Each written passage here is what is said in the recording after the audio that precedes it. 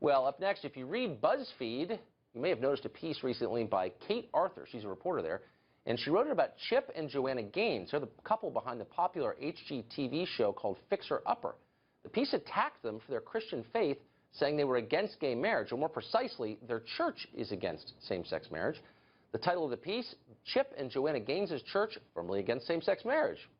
Well, radio show host Tammy Bruce has written a lot about this story, and she joins us now. Tammy, it's great to see you. Hey, I was a little confused when I saw this piece. I don't watch the show or the channel. I know that they're big in the HGTV world, but they didn't seem maybe public enough figures to attack in BuzzFeed. What is this about? Look, I think that people say that you learn about individuals when they're successful. For the left in the last 8 years, we've learned that they're fascists, right?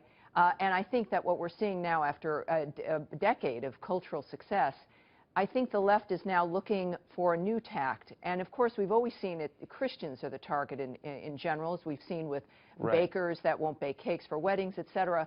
But now, since gay marriage is the law of the land and Americans generally are open to more of a fluid dynamic culturally, the left needs to find some other thing to argue. And in this case, I think it's a portend of something very difficult, in that they now want Christians to preemptively prove that they pay allegiance to conforming and to secular society. It's a new attack on Christians to let them know that effectively you are guilty until proven innocent.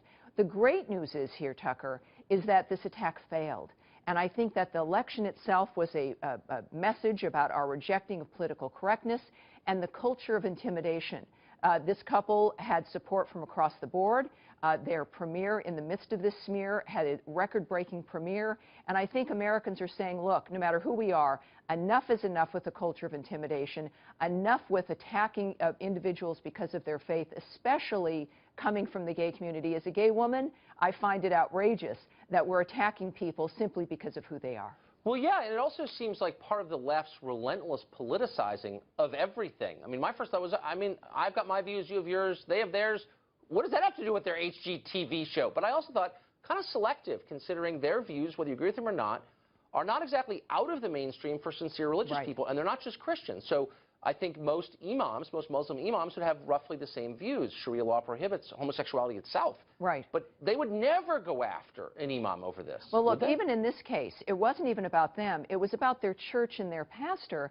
And here was an argument that they were somehow supposed to prove and answer an Inquisition's questions about who they are and what they stand for. The fact is, I only care about the choice she makes for the backsplash with the houses that she's updating. I don't care what they think, and as a gay person, as an American, it's about individual liberty, individual freedom, and that's what this election was about. And I hope that Americans are standing up against bullies, and in this case, that means we have to stand up against the American left.